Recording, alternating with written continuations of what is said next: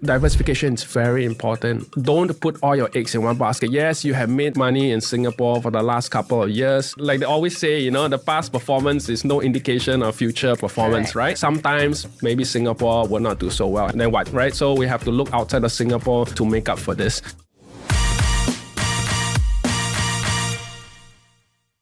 For many income investors in Singapore, dividend investing often begins and ends with Singapore stocks. Banks, REITs and telcos have long delivered stable income. But as a mature, developed market, some Singapore investors may wonder, can I continue earning regular dividend income by investing outside of Singapore and in the broaden ASEAN market? And the answer for this is... Yes, because today we'll be looking beyond Singapore and exploring how investors can access dividend income opportunities across ASEAN using just a single ETF, and that is the UOBAM Ping An FTSE ASEAN Dividend Index ETF.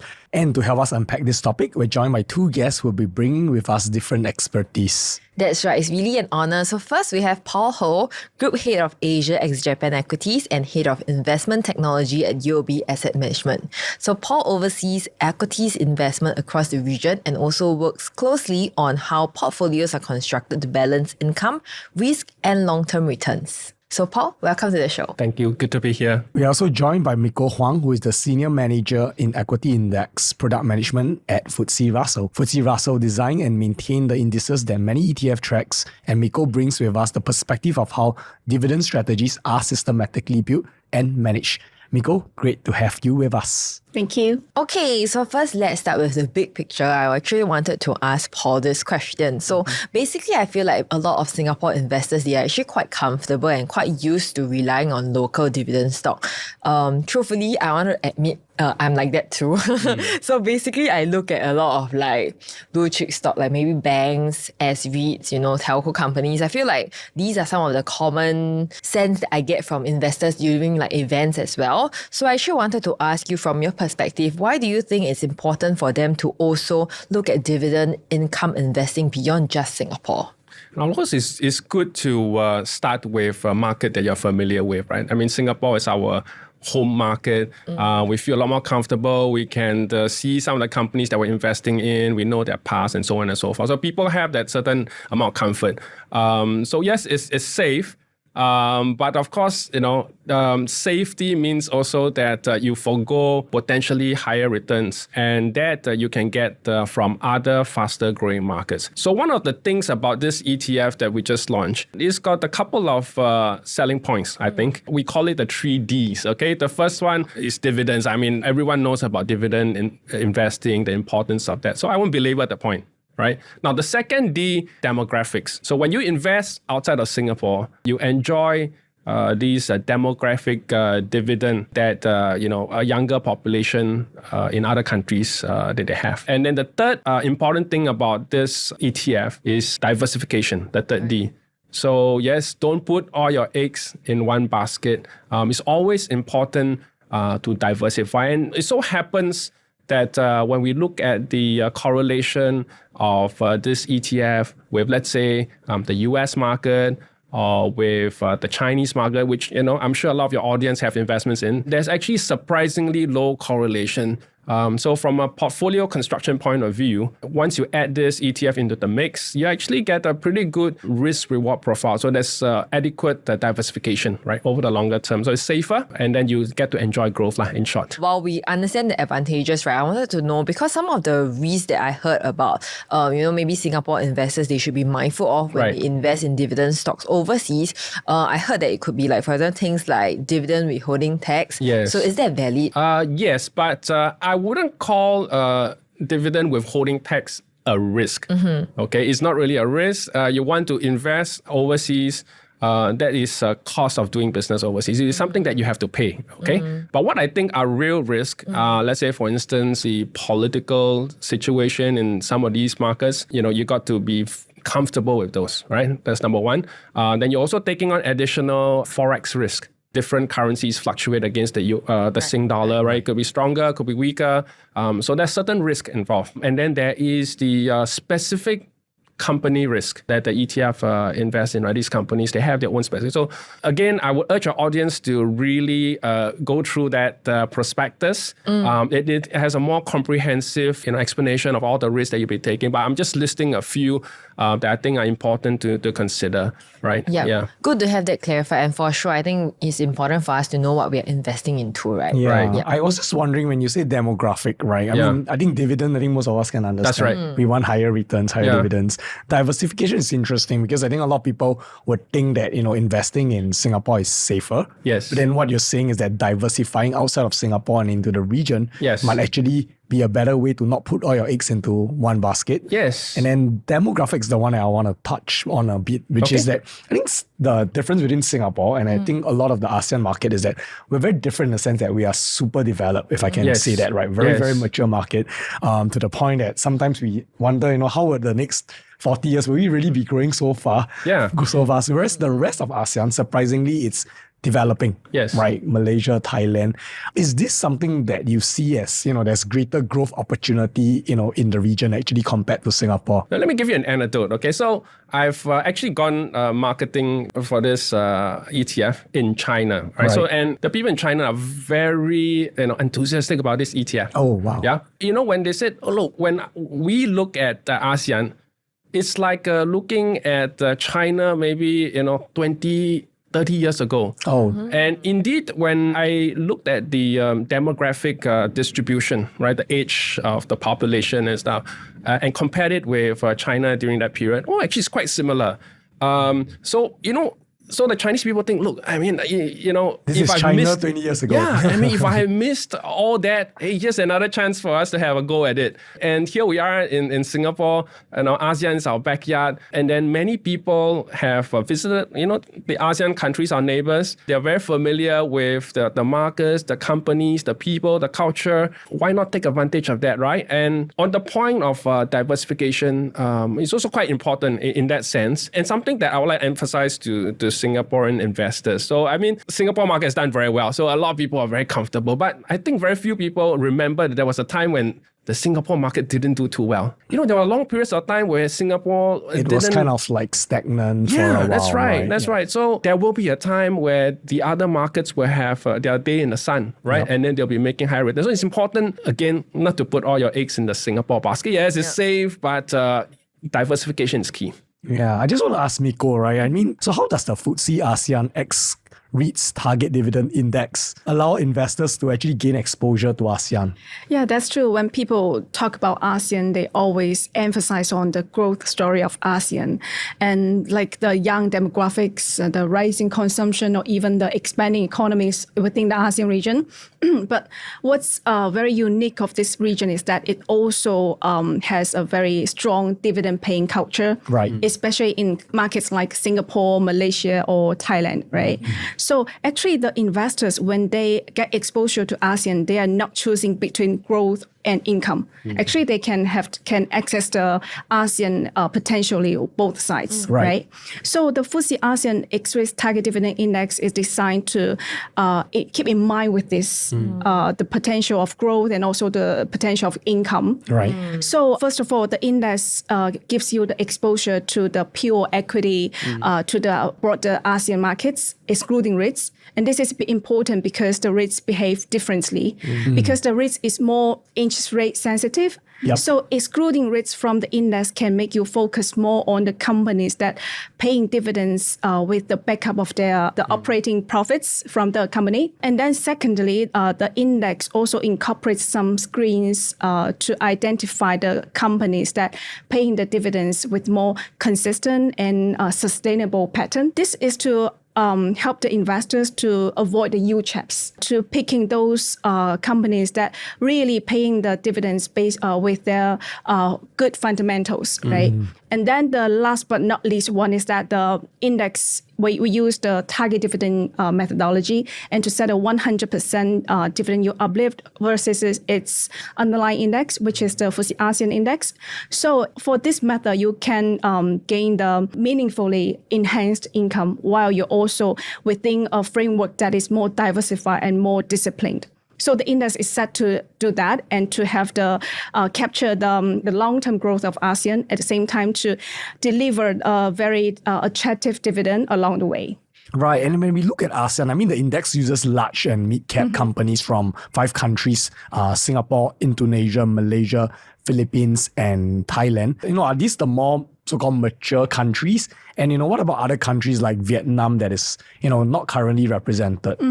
Actually, the country selection is more comes down from the international global index compilers such as FTSE, how they classify markets. Okay. Yeah, because the FTSE ASEAN REITs Target Dividend Index is built from the FTSE ASEAN Index, which is also part of the FTSE Global Equity Index Series or the FTSE GEAS. Okay. So under FTSE's world or in most of the global index providers' role, each market is classified as like developed, emerging, frontier, or unclassified. Right. So developed, emerging, yeah, frontier, and unclassified. Okay, interesting. So we have 4 types of country classification for each market. In the FTSE ASEAN Index, we only include those developed and emerging markets within the ASEAN region. Okay. So that's why the FTSE ASEAN REITs Target Dividend, they draw the large cap and mid cap companies from Singapore, Thailand, Malaysia, Indonesia, and also Philippines, but no Vietnam. Right. Yeah, and because these markets are actually they are treated as meeting those necessary levels of like the accessibility, investability, liquidity, or even the regulatory robustness. Okay. All this is set for markets that to be included in the global equity benchmark. Right. So when we talk about markets like Vietnam, it's a bit different. Because currently in FTSE's world, Vietnam is still considered as frontier market. Okay, frontier market. Yeah, it's not developed, it's not emerging so far. Okay. However, FTSE has just announced its decision to reclassify Vietnam from frontier market to secondary emerging market. Okay. Yeah, and then this will take effect in September, in the upcoming September review. This is a step forward, a very significant step forward because for the market accessibility, and also it opened the door for future inclusion. Okay. Yeah. So, and another very important point for Vietnam is dividends. Because nowadays, Vietnam actually is more considered as a growth-driven market rather than a dividend-driven market. Right. So we can see it from the historical dividend yield of Vietnam market. It's around 1% to 2%. Okay. Which is much lower than the other 5 ASEAN countries we included in the index, right? Currently, Vietnam is not included in the index.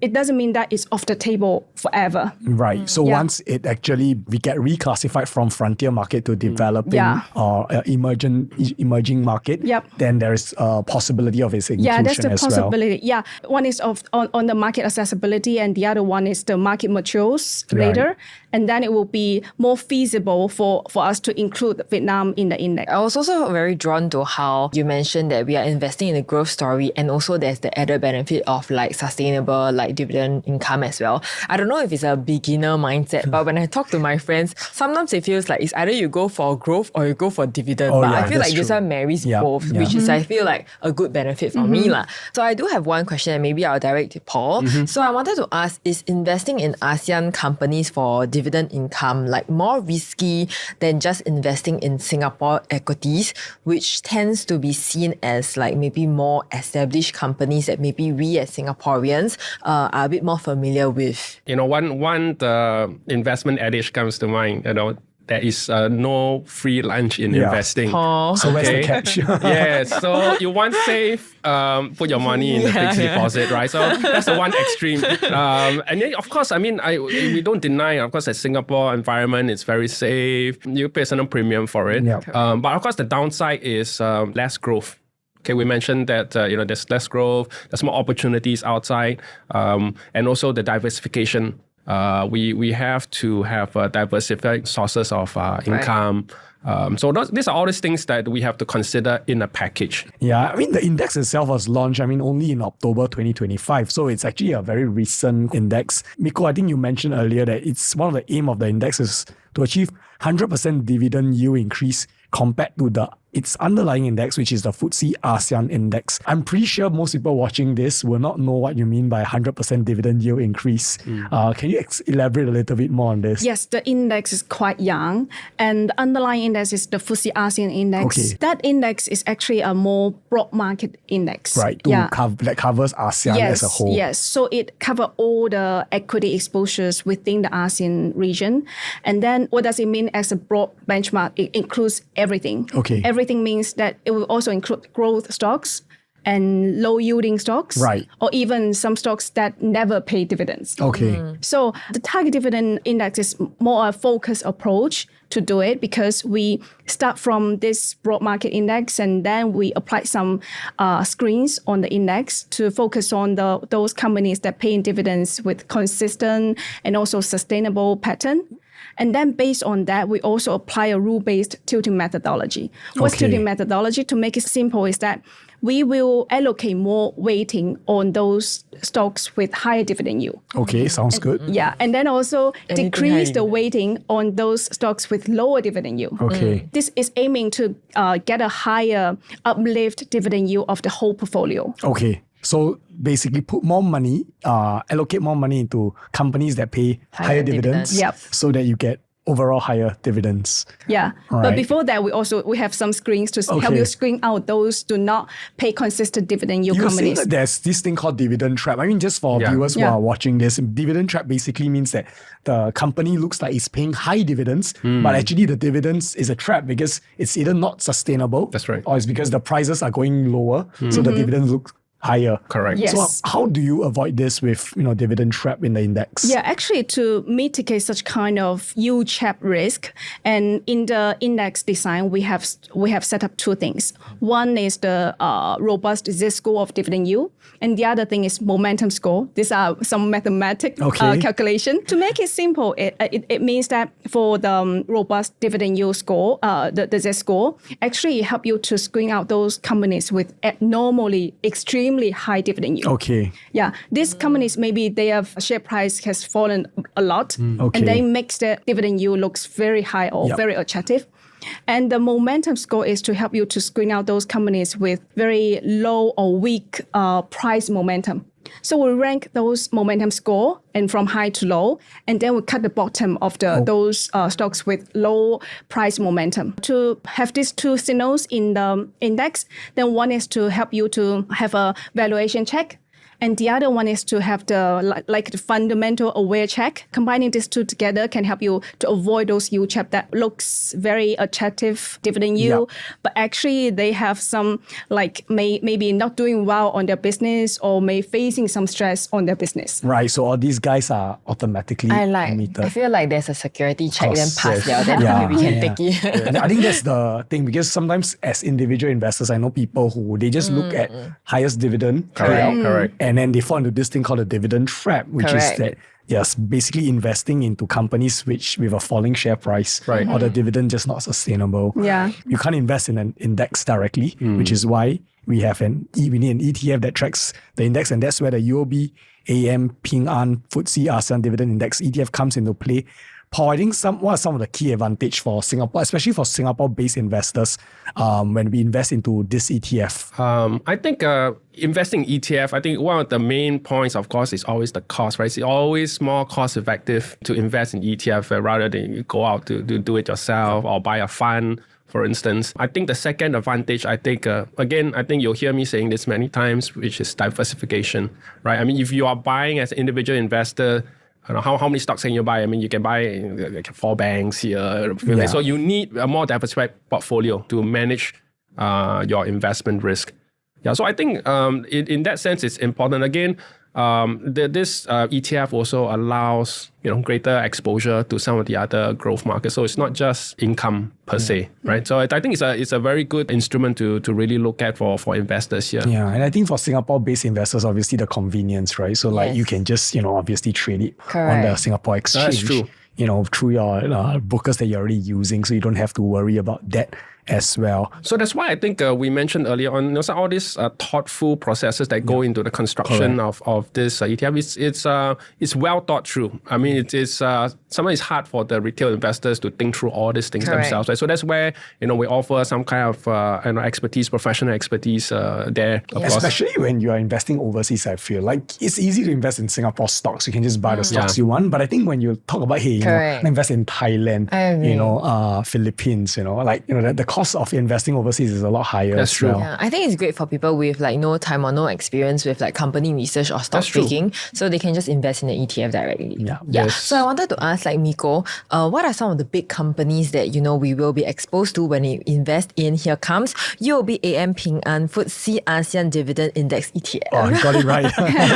What's the breakdown of the Singapore and also countries outside of Singapore? Actually, currently there are 57 stocks in the FTSE ASEAN REITs Target Dividend Index. That's quite a lot. Yep. The top 10 constituents of the index actually are dominated by some very famous names. I think most of you may be very familiar with. For example, you will find DBS. It is the largest bank in Singapore. We also have Bank Mandiri. The Indonesia's bank. Right. It's the state-linked bank, right? And also we have the Malayan bank. This is the Malaysia's largest bank. Okay. Yeah. Other than banks, actually we also have PTT. This is the Thailand's largest energy company. Okay. So we also have some regional role in oil and also gas. And then we also have Extra International. This is an Indonesian company. It's a very huge group that have different business like automotive and also financial services and even heavy equipment. And then other than that, we also have Singtel. So actually it's a quite mixed portfolio of those blue chip companies in ASEAN. In terms of the country exposure, and currently Singapore is around 31% weighting in the index. And then followed by Indonesia, is around 30%. And then the Thailand is around 18%. And then the Malaysia around 15 or 14%. And the last one is Philippines around 6%.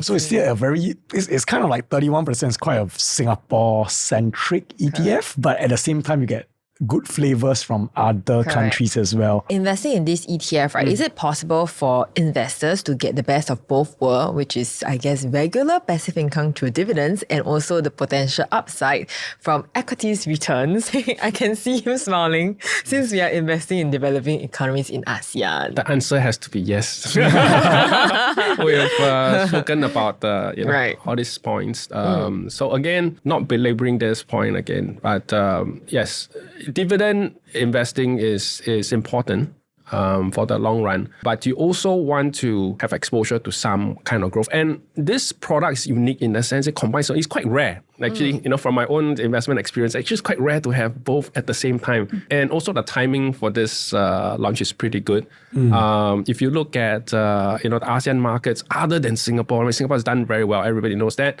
But some of the other ASEAN markets are not doing so well. In fact, the foreign participation in some of these markets are at multi-year lows. So you're not buying at the top. Okay. And at the same time, the shares are trading low, not because the business is not doing well. As you can see, because they're still doing very well. In fact, they're generating so much cash, they're paying high dividends. So these are real cash flows that have been generated and passed on to investors. So in a sense, this you can participate in both, which is quite a good thing to have. Again, very rare thing. It's a very rare thing. And then the timing, I think, is also great. You mentioned, people investing in China or US for growth. Now, actually, I don't know whether you know, but ASEAN is the largest trading partner of China right now. So in a way, we are actually participating in the future growth and the emergence of China as a major economy in the world, right? So that's your additional bonus. So the ASEAN countries actually has that kind of kicker. So on top of these demographics that we talked about, there is this China growth angle over the longer term. I mean, if you look at geopolitical tension, right? I mean, without trying to speculate the future, you kind of see a world where ASEAN and China, become even bigger trading partners. That's right. I want to ask about the target dividend strategy works, right? So there is this 100% dividend yield Uplift target implemented in the index, Miko. Can you explain why the Uplift approach is used instead of a traditional yield ranking method to identify high-yield stocks? The target dividend methodology in this index is quite different from what we can see from the market, the traditional dividend strategies, because the traditional one, they always put the basket together and all the stocks and rank the stocks by dividend yield and then pick the highest yielding names from the portfolio. And then there will be some problem with this approach because it will select those paying dividend, quite attractive dividend yield, but actually they may have some warning signal, the yield trap signal.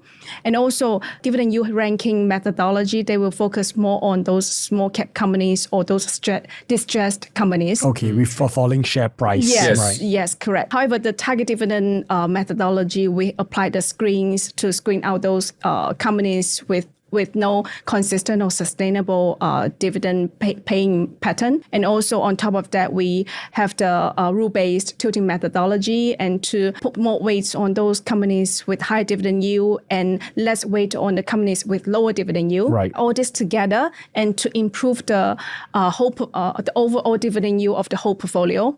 So that's how we do this. And also we apply some constraints to control to make the index is investable and also have some other like the robust Z-score of dividend yield and also the momentum scoring to avoid the yield trap. And you talk about the dividend trap situation. So you don't want a situation where you end up investing in companies with high dividend yield simply because their share price are falling because maybe they're paying unsustainable dividend payout. So I can see that the UOBAM Peng An FTSE ASEAN Dividend Index ETF aims to pay a dividend of at least 6% per annum in 2026 and 2027. How do you aim for that 6%? Okay, now first of all, we have explained the 100% dividend uplift mechanism. And that's based on the underlying dividend yield of the FTSE ASEAN index. Now, if you look at the FTSE ASEAN index itself, historically, right? What kind of dividend has been paying out? I think you come out to, I think it ranges between 3 to 5%, sometimes a little bit less than 3, but on average about 3.5%, or 3.5%. So that's where the 6% come from, right? So there's some basis for that. So I think, that's where. So if you get 100% dividend uplift, that's how you get at least 6% from your 3 to 3.5%. That's correct. So considering this higher dividend payout, what should investors be mindful of when investing in the dividend ETF? One thing I can tell you is that diversification is very important, okay? Don't put all your eggs in one basket. Yes, you have made money in Singapore for the last couple of years, but the market conditions may change. Like they always say, the past performance is no indication of future performance, right? Correct. So we have to be cognizant of the fact that sometimes maybe Singapore will not do so well. And then what, right? So we have to look outside of Singapore to make up for this. I guess there would be like market volatility and also like currency risks. But I think it's important to do your research. So check the prospectus and do proper research. Yeah, I feel like because, just talking to the Singapore-based viewers who are watching this, I think because sometimes we live in Singapore, right? It's kind of, people always say it's kind of like a bubble where it's very stable politically. We have a strong SGD typically. And while this is good when you're in Singapore, I think sometimes when you go overseas or you invest overseas, you need to be mindful that not every country is like Singapore. Correct. Right. So you might have that forex risk. We have seen the news of the Japanese yen, depreciating a lot against the SGD. In Singapore, you can see the ringgit last year appreciated a lot against the SGD, right? So there's a lot of this volatility in terms of FX, which, ultimately if you are based in Singapore and the FX move against you, then, the returns will become lower naturally once you convert it into SGD. A lot of people would probably invest in this ETF, I believe, because of the dividend income. Because, if, I hear 6%, that sounds good to me, right? But I'm just wondering, right, like for a dividend-seeking investor, he's probably already investing in Singapore. If he looks at this ETF, do you think he should look at it as, okay, this ETF might potentially give me a higher return compared to the STI? So that's kind of good.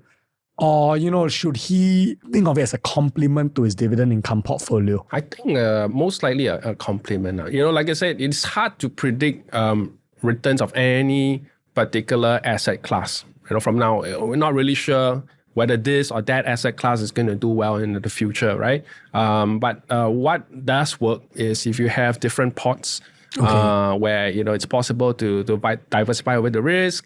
Sometimes some will do better than others to compensate for times where one of it doesn't do so well. So having said that, as a beginner investor, I What do want to you ask think? you as Yeah, a yeah. seasoned investor, Okay, what's a your bit more takeaway? seasoned. Yeah. I think my takeaway is that, dividend investing is definitely something I think most Singapore investors understand because, we see it among the blue chips that we invest in.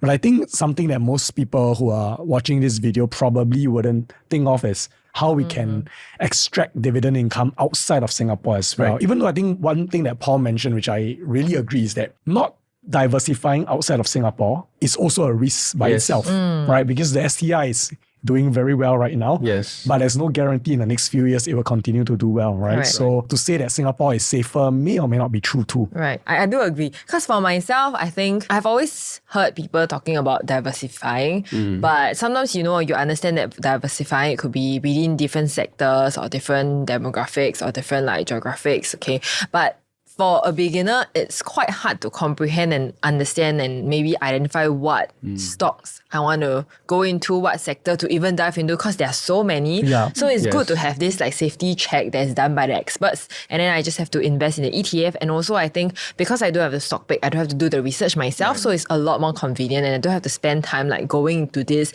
And how deep should I dig into, I don't have to assess as Yeah. well. So I think it will be a lot more convenient for me as a beginner. It's like entering the swimming pool for the first time. Yes. And then as you get a little bit more familiar, you do more research along the way, then you might have your preferred stock that you want to invest a bit more into.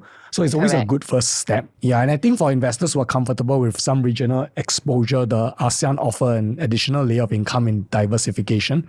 And really ETF can make that more manageable, especially because it's difficult to invest in specific companies overseas, both in terms of knowledge and also the technical challenge as well. Yes. Right. So Singapore-based ETF could be a good way to get started. I've been investing for close to 3 decades actually. Oh, so wow. I can tell you that stock picking is very difficult, okay? It's very difficult, even for a professional to do it. I mean, you've seen all the statistics of how many fund managers actually outperform. It's not because they are lazy or they are stupid. It's just very difficult, all right? You can imagine the obstacles for the retail guys much, much higher. And you say, this is a full-time job. Even if I do it full-time, it's that difficult. Can imagine you do this part-time. And we're talking about your savings, your own money. Yeah. You really want to think carefully before you put your money down, right? Yeah. So I would encourage people just to take advantage of ETFs in general. It's not easy to outperform. No, just even more difficult when it's overseas. Yeah. Right. You're not Right. even going to be there to, really understand the market as well. Okay, just like to thank Paul and Miko for sharing your insights with us. I'm sure you guys watching this, you'll learn something from today's session. But remember, before you invest, if you need to do your own research, go check it out for yourself first. You can visit UOBAM.Sg to get full information on the ETF before you invest. And that's all for today's episode of Dollars and Cents. If you found this conversation helpful, follow the podcast for more practical insights on investing, personal finance, and building long-term wealth, the smart and sensible way. See you soon!